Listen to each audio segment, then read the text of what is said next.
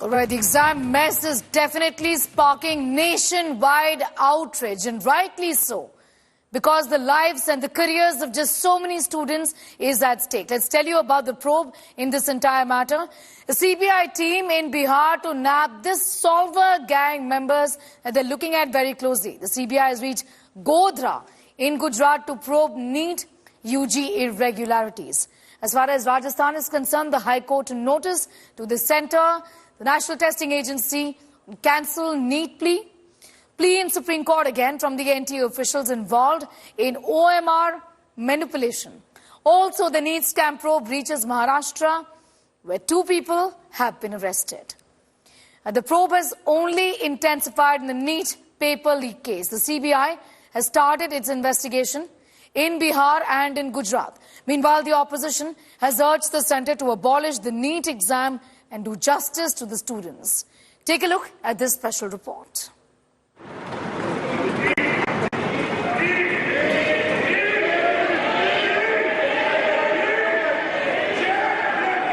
Slogans and chants ran through the Lok Sabha as Education Minister Dharmendra Pradhan took oath as MP.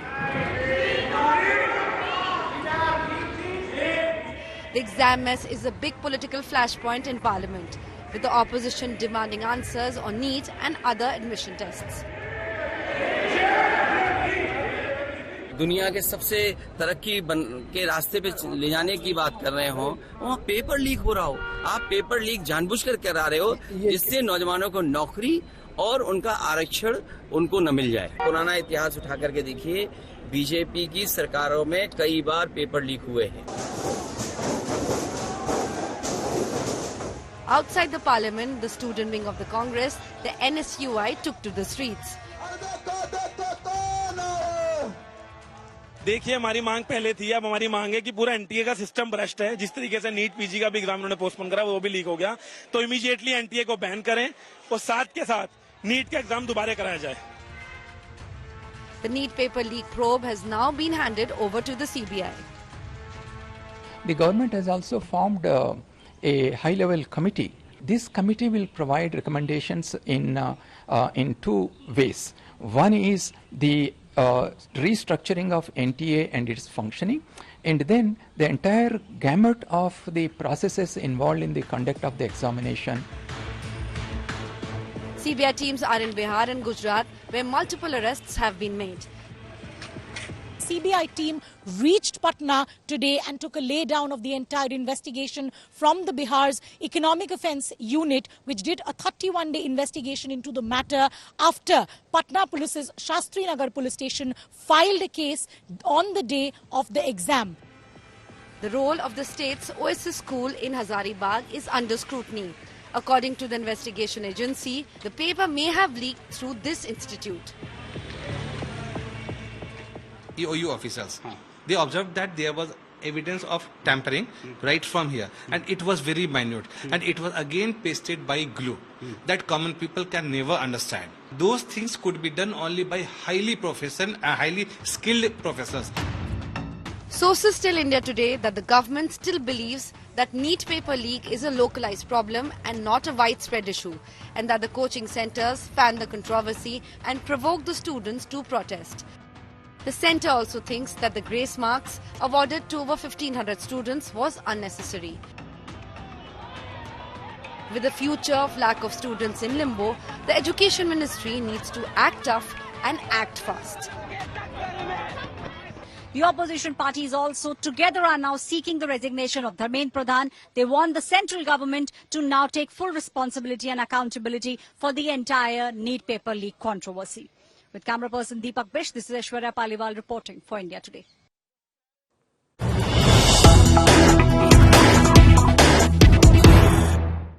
And we have more news coming in. Bihar EOU hands this probe document to the CBI. Bihar EOU has briefed the CBI on the NEET leak probe. The hunt is only intensifying for NEET paper leak mastermind. Multiple EOU teams on the lookout for Mukhya. Sources say Sanjeev Mukhya may have fled to Nepal. I'm going to go straight across to Rohit Singh, who's joining us from Patna for more on that. The name of Mukhya has surfaced early on in the days of the probe. Talk to us a little about his role and also the fact that there is a fear that he could have left the country. Rohit. Well, absolutely. See, most of the paper leaks that have taken place in Bihar in the last few years, there has been a Sanjeev Mukhya connection to all of this. True. And that is why this time also when the NEET UG paper leak came to the fore and the investigations began, it all then pointed out, fingers are pointed out at Sanjeev Mukhya's role, who has a very dubious character in the last few years.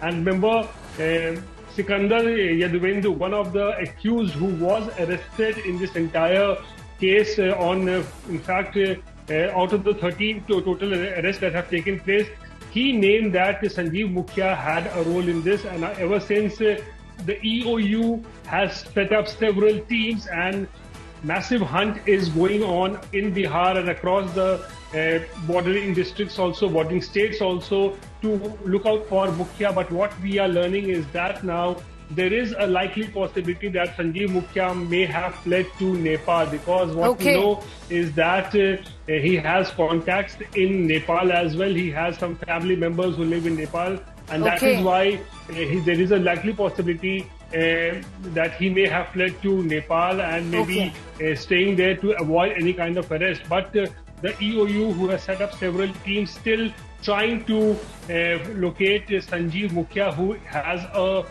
crucial role to play in this entire NEET paper leak scam. And hunt is only going on. But if at all, I am saying that if he has fled to Nepal, then it will be very difficult, and it will be difficult to nab him. It also becomes challenging once he leaves the borders of the country. Rohit, I'm going to thank you for the moment for getting us up to speed with those details. Let's talk about this entire mess as far as the NEET exams are concerned. In Bihar, the hunt is on for plotter Sanjeev Mukhya. We've been talking about this. Candidates were housed, remember, the play school in Patna. 13 arrests have been made by the Bihar police so far. As far as the state of Gujarat is concerned, and remember, we're talking about this spanning over states. Gujarat, the CBI is looking at the Godhra center. In the state of Maharashtra, the Latur school headmaster has been arrested. The headmaster ran cash for paper scam. Hunt is on for accused teacher and 2 others in the state of Maharashtra. In Jharkhand, in Hazaribagh school, which is under the scanner, and the principal and the chairperson on the CBI radar. 6 accused arrested from Deoghar in Jharkhand. In Uttar Pradesh, the CBI has grilled 1 suspect in Kushinagar. Joining us live right now is Professor Anand Kumar, founder Super 30. Thank you so much for your time. Are you confident now, given that the CBI in the state of Bihar, for example, has taken over this entire matter, that the entire scam is going to finally get unearthed and there will be justice for the students? Essentially, students have also, in fact, been saying, and many of them have said this, Professor Anand Kumar, that these exams, calling for exams once again, was absolutely unfair. ये बहुत बुरा हुआ है जिस तरह से चीजें घटनाएं घटी है।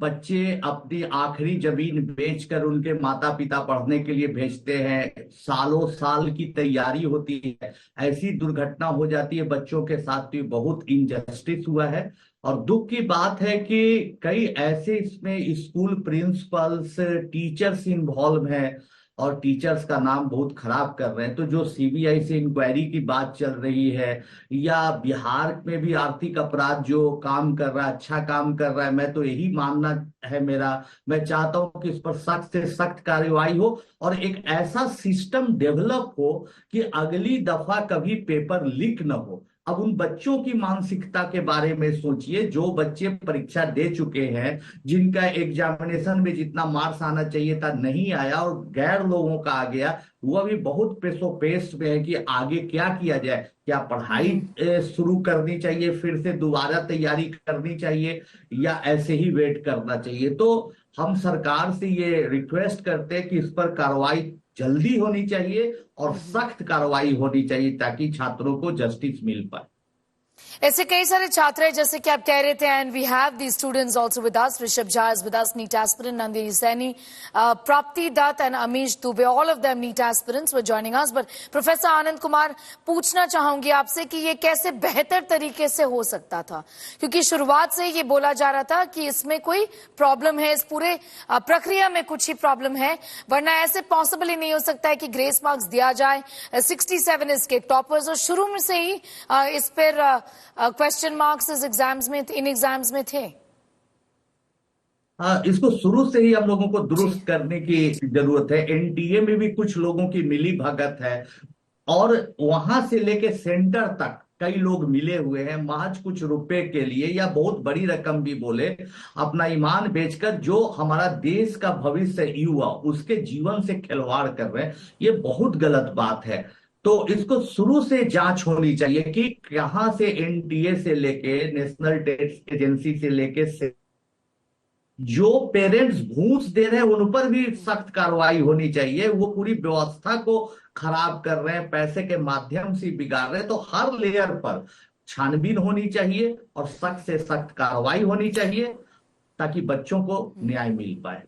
लेकिन प्रोफेसर आनंद, ये भी पूछना चाहूंगी आपसे, आपने कहा कि इस पर तुरंत कार्रवाई होनी चाहिए, लेकिन जैसे हम बता रहे हैं और जैसे हमारे रिपोर्ट्स आ रहे हैं, ये जो स्कैम है ये तो एक स्टेट में सीमित नहीं है, ये तो कई सारे स्टेट्स इन्वॉल्व है, इसमें कई सारे स्कूल्स भी इन्वॉल्व है, कोचिंग सेंटर्स की इन्वॉल्वमेंट की भी बात सरकार इस समय कर रही है, तो इस पर टाइम लगेगा. ऐसे में सरकार को इन छात्रों के लिए क्या करना चाहिए? बहुत अच्छी बात है. ये फैसला हाई कोर्ट, सुप्रीम कोर्ट और सरकार मिलके लेनी चाहिए कि दोबारा बच्चों की परीक्षा पर विचार करे, क्योंकि बहुत सारे बच्चे चाहते हैं कि भाई जो हुआ सो हुआ, फिर से परीक्षा हो जाए एक बार. लेकिन कुछ बच्चों का ऐसा भी मानना है कि हमने पूरी तैयारी की, हो सके दोबारा उतनी अच्छी तैयारी न हो, तो रास्ता निकालना थोड़ा कठिन है. फिर भी मेरा अपना मानना है, मेरी समझ है कि कुछ दिन का टाइम पीरियड देके दोबारा परीक्षा लेनी चाहिए तमाम विद्यार्थियों का, जहां गड़बड़ी हुई है नहीं हुई है, दोनों ग्रुप का.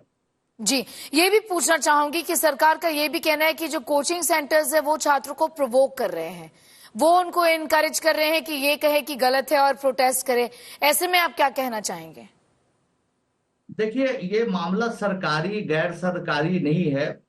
ये किसी सरकार पर हम ब्लेम करते हैं.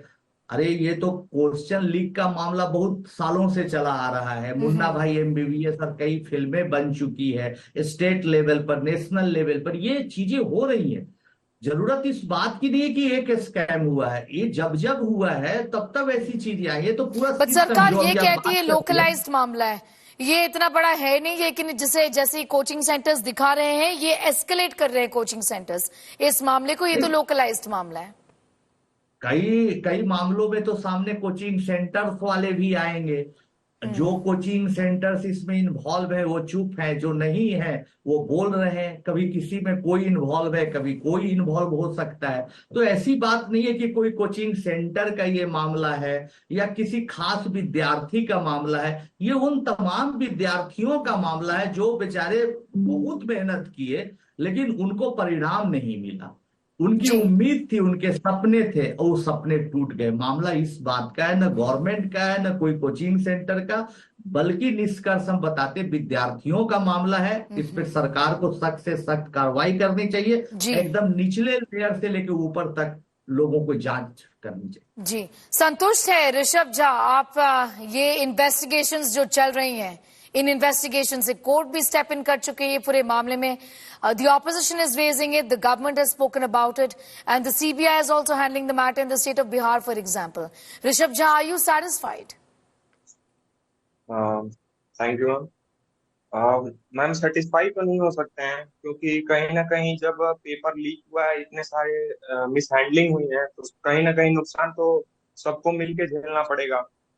अगर मैं अपनी बात करूं तो मैं तो सिर्फ स्कोर पे हूं, तो मैं चाहूंगा कि रीनीट ना हो. लेकिन फिर मोरली अगर देखा जाए कि वो बच्चे जो 620, 30, 40, इवन 50 स्कोर कर रहे हैं, उनका सिलेक्शन नहीं हो रहा है, जबकि हो जाना चाहिए था अगर पिछले साल के अकॉर्डिंग देखा जाए. तो कहीं ना कहीं मिस हैंडलिंग तो हुआ है. अगर मैं अपनी बात करूं तो अभी एग्जाम को 1.5 महीना 2 महीना से ऊपर बीत चुका है. अगर मैं फिर से प्रिपेयर करने की कोशिश करूंगा तो मोमेंटम बनाने में ही लगभग 15-20 दिन निकल जाएंगे. जी। तो शायद मतलब उस इफिशियंसी से पेपर ना दे पाए। आपको लग रहा है कि बट दोबारा आप एग्जाम दे तो आप शायद इतने अच्छे नंबर ना ला पाए? यस मैम, लेकिन ओके। फिर उन बच्चों का भी ध्यान में आ जाना है जो एक्चुअली डिजर्विंग है, लेकिन मिसकंसेप्शन के कारण या मिसहैंडलिंग के कारण मैम उनका सिलेक्शन नहीं हो रहा है। तो मैम अगर पर्सनली मेरा देखा जाए तो मैं चाहूंगा कि अपनी सीबीआई टीम तो इतनी कैपेबल जरूर है कि वो इंडिया में कहाँ कहाँ पेपर लीक वो आइडेंटिफाई कर सकते हैं और पर्टिकुलर सेंटर पे री एग्जाम करा सकते हैं। रीनीट मेरा ना हो, ओपिनियन सब जगह रीनीट ना हो। Nandini Saini, do you agree? सब जगह रीनीट ना हो दोबारा? No, ma'am, I do not agree with that. I believe that Okay. reading should be held in each and every center. The reason being, the paper was not leaked just physically. It was also there digitally. Now, the thing is, we can't prove it. Why? Because once it has been leaked digitally, we don't know how many people it was catered to, how many people actually got it, how many are going to lie. The thing is now CBI has entered this field. They are investigating it. And now so many things have popped up, like Odisha state, Maharashtra state, which NTA didn't mention earlier. Now, these have come out, but there are so many students and they are still they are finding them. And even if I agree a bit with Rishabh with the thing that he's saying, that those who have already are on the verge of getting a college, they might not want to appear again because they performed well. I too am getting a college, but ma'am, I'm not getting the college that I worked for, the one that I should have gotten. I'm not getting that college, right? So I should have gotten that college. And if the paper is going to be conducted for each and every candidate who appeared in the examination, I believe the momentum has been lost for each and everyone. If the paper is tough, it would be tough for each and every individual. It would not only be. I take this as an opportunity to get a better college, and I'm not really satisfied with what is happening right now. I'm not. You can, Nandini. You know, I also want to ask you. What about the year that has been wasted? A lot of students are talking about it. You know, a lot of people also talk about the fact that they were actually working. They left their jobs to appear for the exams. Wasted time, opportunity, money. You know, it's a lost opportunity. It's a lost cause. Nandini, what do you have to say about that? It's definitely a lost cause because they put in so many blood, sweat, and tears, and what did they achieve as their outcome? Nothing. Only thing happened was that the people who were fraud, they profited off of us. Now the government is trying to politicize the issue, whether it be the government ourselves or the opposition party. They're trying to find benefits for themselves, not for the students. They're trying to show that they are fighting for the students, but no one's actually fighting for the students except the students. Okay. So, I'll just come back to Professor Anand, आप बोलना चाहेंगे ऐसे students को? आप थोड़ी बताइए हमें किस तरह की तैयारी जाती है, क्या कठिनाई होती है इसकी तैयारी करने में? कई सारे स्टूडेंट्स हैं यही हमारे पैनल पे, एक कोई जो कह रहा है कि वो नीट दोबारा नहीं होनी चाहिए, एक जो कोई कह रही है कि नहीं नीट दोबारा होनी चाहिए, ये हमारे लिए भी एक अपॉर्चुनिटी है। नहीं, बहुत अच्छी बात है। हमारे ये तो फैसला गवर्नमेंट लेगी, कोर्ट लेगी, लेकिन कुछ टाइम देके दोबारा लिया जा सकता है, दोबारा तैयारी की जा सकती है। जो चीज आप जानते हैं थोड़ा ब्रशअप करने के लिए अगर मौका दिया जाए तो बच्चे कर सकते हैं, कोई दिक्कत की बात नहीं है। किसी को मौका नहीं मिलेगा। एक बार जब आप अपने आप को प्रूफ कर सकते हैं तो दूसरा बार भी प्रूफ कर सकते हैं। तो हमारी राय से, हमारी समझ से दूसरी बार भी परीक्षा होनी चाहिए। और मेरा ये एक्सपीरियंस है, 20 साल 25 साल में कई दफा देखा है। दूसरी बार IIT में भी एक बार पेपर कैंसिल हुआ था 1997 में, तो दोबारा परीक्षा हुई थी और फिर सभी चीजें अच्छी हो गई थी। तो ऐसा नहीं है कि दोबारा नहीं होनी चाहिए, तो होनी चाहिए और बच्चों को भी तैयारी करते रहनी चाहिए। Prapti, do you want to ask any questions of Professor Anand? आप पूछना चाहेंगी तैयारी के बारे में? What is your take on this, on re-NEET? अभी मैं सर से पूछना चाहती हूँ, लाइक स्टूडेंट्स, अभी जो मेरे जैसे स्टूडेंट्स हैं जो 620 स्कोर, लाइक 620 से 650 वाले स्कोर पे, तो अभी हम लोग क्या करें? हम लोग री-नीट की तैयारी करें या फिर हम नेक्स्ट ईयर की तैयारी करें? और नेक्स्ट ईयर की भी तैयारी अगर हम करते हैं तो क्या है कि लाइक ऐसा अगली बार नहीं होगा, तो हम लोग अभी क्या करें इस मोमेंट पे? प्रोफेसर, बहुत अच्छा प्रश्न है, बहुत अच्छा क्वेश्चन है। सबसे पहली बात बच्ची, आप घबराइए नहीं। बहुत रास्ते जीवन में मिलते रहते हैं और कोई ना कोई समाधान मिलेगा। सरकार भी जांच करवा रही है, लोगों का दबाव भी है, अच्छा ही होगा। आप अभी दोबारा तैयारी करते रहिए। हो सके कि दोबारा परीक्षा ना हो सब लोगों के लिए, फिर भी ज्ञान कभी बेकार नहीं जाता है। हम बच्चों को सिखाते, हमारे पिताजी सिखाते थे, मेहनत कभी बेकार नहीं जाती। तो आप अपने मन से मेहनत करते रहिए, एक न एक दिन आपको न्याय मिलेगा, सफलता मिलेगी, इसलिए आप तैयारी करते।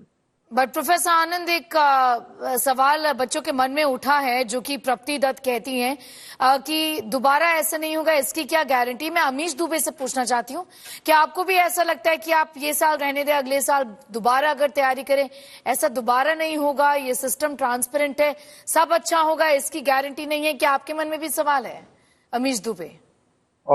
Of course, ma'am. It is totally scam, ma'am. NTA is totally playing with a mindset of a student. It's totally scam. We are not believing NTA anymore. Okay. How we can believe that NTA is going to take again the same paper and neat and clean paper? How we can believe? Is there any guarantee that NTA will not do scam again? Amish Dubey, what do you intend to do? Ma'am, I wish to do no more. This is my first job. Actually, this is my first job. I was thinking that in first job I don't get selected, I will take drop again. But right now I'm not going to take drop. I'm going to go abroad and study, and then I will come to India and clear my entrance exam, and then I will practice in India. Okay, this is what you intend to do. So you're basically giving NEET a shot again. Yes, ma'am. Re-NEET should be happen again. Okay professor Anand, मैं पूछना चाहूंगी आपसे कि जो भरोसा है system से, वो भरोसा हट गया है। इसलिए आज भी जब धर्मेंद्र प्रधान जो कि एजुकेशन मंत्री है वो पार्लियामेंट में ओथ ले रहे थे, तो ऑपोजिशन ने कई सारे स्लोगन्स किए, उनके खिलाफ स्लोगन्स किए। सड़कों पर भी जो बच्चे प्रोटेस्ट कर रहे हैं वो कह रहे हैं कि सरकार हमें नहीं सुन रही, हमारे प्रॉब्लम्स को नहीं सुन रही, हमने तैयारी की, हमारा नुकसान हुआ। ये भरोसा जो उठ गया है ये बहुत ही नुकसानदायक है। नहीं, सरकार को बच्चों से बात करनी चाहिए, उनके पेरेंट्स से बात करनी चाहिए, एक कमेटी तैयार करनी चाहिए जिसमें सरकारी गैर सरकारी लोग मिलके आपसी समझौता करके क्या करना चाहिए, निर्णय लेना चाहिए। और दोबारा परीक्षा हो, उसको सख्त से सख्त परीक्षा हो, इसकी गारंटी होनी चाहिए। और एक दोबारा नहीं, अगले साल उसके अगले साल भी हो, इसकी गारंटी होनी चाहिए। हमारे देश के बच्चों से, युवाओं के भविष्य से खिलवाड़ नहीं होनी चाहिए। ये तो धर्मेंद्र प्रधान जी उम्मीद करते हैं कि जरूर अच्छा करेंगे, सोचेंगे और बच्चों के हित में फैसला लेंगे। ऐसे कई सारे बच्चे हैं जो कि बाहर है, जैसे अमीश है, उनको आप क्या कहना चाहेंगे? उनको कहना चाहेंगे धैर्य बनाए रखिए, संकट है अभी, लेकिन समाधान के लिए लोग प्रयास कर रहे हैं और जरूर समाधान निकलेगा। आप अपनी पढ़ाई जारी रखिए, अपने आप पर विश्वास रखिए। इतनी बातें चल रही है, सुप्रीम कोर्ट, सीबीआई, पार्लियामेंट, हर जगह ये बात गूंज रही है, तो कोई ना कोई अच्छा सॉल्यूशन निकलेगा और इसी बहाने एक अच्छी व्यवस्था होगी जो इस साल नहीं बल्कि बार बार के लिए अच्छा होगा। मेरा तो मानना ये है, हम तो पॉजिटिव आदमी, हर चीज पे पॉजिटिव सॉल्यूशन खोजते हैं और उम्मीद भी रखते हैं। प्रोफेसर आनंद, ऐसे कई सारे बच्चे हैं जो कि एक साल अपने जॉब के लिए सैक्रिफाइस करके वो नीट एग्जाम्स की तैयारी करते हैं। इस एग्जाम की तैयारी में कितनी कठिनाई होती है, इसके बारे में पहले आप बताएं। बच्चों से भी सुनना चाहूंगी कि कठिनाइयां कितनी होती है, कितना डिफिकल्ट है ये एग्जाम, क्या सैक्रिफाइसेस होते हैं इन परीक्षाओं में? बहुत सेक्रीफाइस करना पड़ता है, माता पिता से दूर रहना, सारे मनोरंजन इंटरटेनमेंट से दूर रहना, पढ़ाई सिर्फ पढ़ाई, उसमें भी बहुत, अगर कोई बच्चा बाहर रह रहा है तो बहुत हाई फी पे करता है कोचिंग सेंटर को, वहां का लॉज फूड बहुत एक्सपेंसिव भी है, अलगाव भी है, बहुत त्याग भी है, बहुत सेक्रीफाइस भी है, ये तो है। और उसके बाद उसको भविष्य नजर नहीं आता है जिसमें उसकी गलती भी नहीं है, तो बच्चों का भी घबराना, गुस्सा होना बड़ा लाजमी है। इसलिए हम सरकार से आप ही के चैनल के माध्यम से हाथ जोड़कर विनती कर रहे हैं कि कोई ना कोई रास्ता, बच्चे, उनके पेरेंट्स एक टीम बना के 100 आदमी का एक निर्णय लीजिए ताकि किसी की शिकायत करने का मौका ना मिले और सब कुछ अच्छा हो जाए, पूरा सिस्टम सुधर जाए। सिस्टम सुधर जाए। प्रोफेसर आनंद, शुक्रिया हमारे साथ जुड़ने के लिए। आई एम थैंकिंग नंदिनी, प्राप्ति, Amish, Rishabh as well for joining in and sharing in your views with us about what you intend to do and what's your opinion of this entire situation. Like you've seen, some students say re-NEET is okay. We'll give this a shot again. There are others who are saying that this is certainly not on. We have more news coming in. Let's take a look.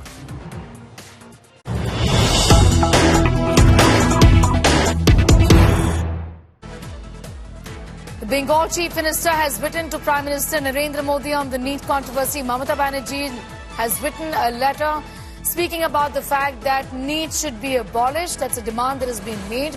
The quality of medical education has been compromised, says Mamata.